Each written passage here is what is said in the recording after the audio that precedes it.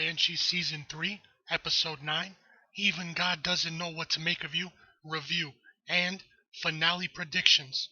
It's the second to last episode and things are about to erupt. Proctor has lost his last shred of humanity. We found out how Hood and Job first met. Colonel Stowe has captured Carrie, Sugar, and Job, leaving Hood and Gordon to save them. Here is my review.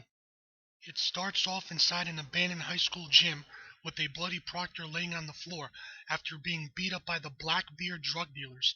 Emily is also there, tied to a chair, watching as one of the gangsters sits Proctor in a chair and starts beating him some more, but Proctor bites his nose off. Suddenly a blind gangster is led inside, named Mr. Frazier. He takes off his glasses and is missing one eye and says, "Hello, Kai. It's been a while." Then Rebecca shows up at the sheriff's office to ask Hood for help to save Proctor, but he turns her down. She finds Brock and tells him that Emily is in danger too, so he freaks out and begs Hood to help her. Hood calls Job to track their location. Hood and Brock show up as Proctor is getting beat up. Hood simply walks in and tells Mr. Frazier he is only there for Emily, but she doesn't want to go without Proctor. So they take her away kicking and screaming just as Rebecca and Burton show up, and she is pissed that Hood left Proctor behind. Mr. Frazier leaves, and one of the gangsters pours gasoline on Proctor. He fights back and breaks out of the chair. The gangster pulls out a machine gun and starts shooting, and by the time Rebecca and Burton break down the door, Proctor has taken out all three of the gangsters himself. He pours gasoline on them and pulls out his mother's handkerchief that his father gave to him at her funeral and says, "Sorry, mother," and lights it, then burns the gangsters alive.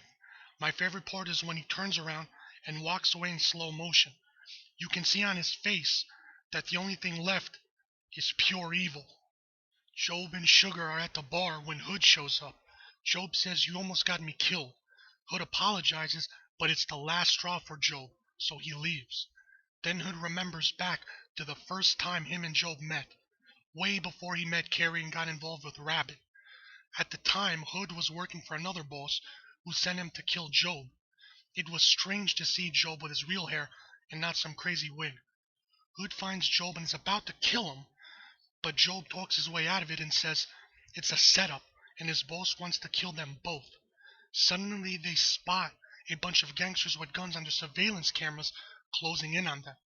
So Hood and Job blast their way out of it, and ever since then, they became BFFs. Later you see Kurt Bunker meet up with some old skinhead buddies, and they are not happy he is a cop. He finds out his brother Calvin is still in the gang. They get into a big brawl and Bunker beats the crap out of them. Then he says, "Tell my brother I'll be seeing him real soon." We then catch up with Dava, who is with her friends at the playground getting high. Deputy Billy Raven pulls up in his cop car, and everyone scatters. He chases after Dava, catches her, and arrests her. I'll be honest, I think this season they really dropped the ball with Dava and her relationship with Hood as father and daughter. I wish they could have done more. You see Colonel Stowe with this personal computer hacker named Leo, who finds out Sugar and Job are involved on the heist. Turns out Job is a legend in the hacker community, and Leo is Job's biggest fan. Later, Stowe shows up at the bar to tell Sugar about the heist. Sugar pulls out a shotgun, but Captain Murphy comes in blasting with a bigger gun, and Sugar surrenders. Then Job arrives as Leo passes by and sticks him with a syringe filled with a sleeping sedative. He introduces himself. Job pulls out his gun, but seconds later passes out. Later that night at the diner, Carrie walks to her car but feels something is wrong, so she grabs her pistol but finds a green laser beam aimed right at her. She drops the gun and Stowe walks up behind her. Then Carrie is back at Camp Genoa, hanging by her arms from a forklift while Stowe smacks her around. He demands to know the name of the fourth person involved, which is Hood, but she doesn't snitch. Captain Murphy shows up with a metal baton and starts cracking her in the ribs. It ends with Hood at the bar finding bullet shells. Gordon shows up pissed about Hood letting Dava out of jail. Hood shows him green tip bullets that both know are from military weapons. Hood asks him where Carrie is, but Gordon doesn't know. That's when they realize everyone is in deep trouble. Here are all the major characters that were killed off so far in the season. The first person to get killed in the season opener is Hundo the Skinhead, who shot Emmett and his wife last season. Then Nola was next to go in the third episode after having an epic brutal showdown with Burton. And I'm still sad because she was so hot. So far it was the best fight in the season, if not the whole series. That same episode, Shane's little brother was shot dead by Billy Raven to save Shaban from being stabbed to death. Then came episode 5, when Shane killed Shaban by snapping her neck and ended all hope for Hood having somewhat of a normal life. At the same time, Proctor's mother died from cancer, which also was the moment that Proctor lost his humanity.